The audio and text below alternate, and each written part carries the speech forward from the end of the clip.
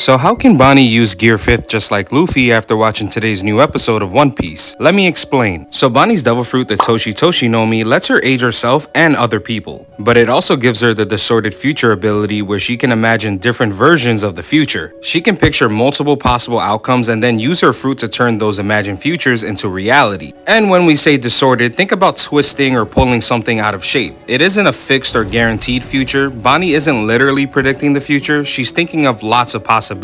For example, she's heard stories about Nika through her dad Kuma about rubber-like properties and fighting freely. So Bonney imagines herself using Nika's powers. She's already used Gear 3rd and now she's pulling off Gear 5th, mimicking it. Because Bonney is only 12, her imagination is at its peak. Kids tend to have wild ideas about what could happen because they don't fully understand how the world works yet. That makes her devil fruit way more powerful since her imagination is so free and flexible. All she needs to do is believe she can actually pull it off. The downside is that as she gets older, she might not be able to imagine as many different futures because she starts to see limits and real-world constraints. Let's use one last example. Say Bonney watched something like Attack on Titan. She could probably imagine herself transforming into the Attack Titan since her imagination isn't limited by her age yet. She'd be able to create a future where she has those giant Titan powers. But comment and let me know, is Bonney's fruit more broken than Law's devil fruit? And does her using Gear 5th ruin the story for you in any way? I'd love to hear your thoughts.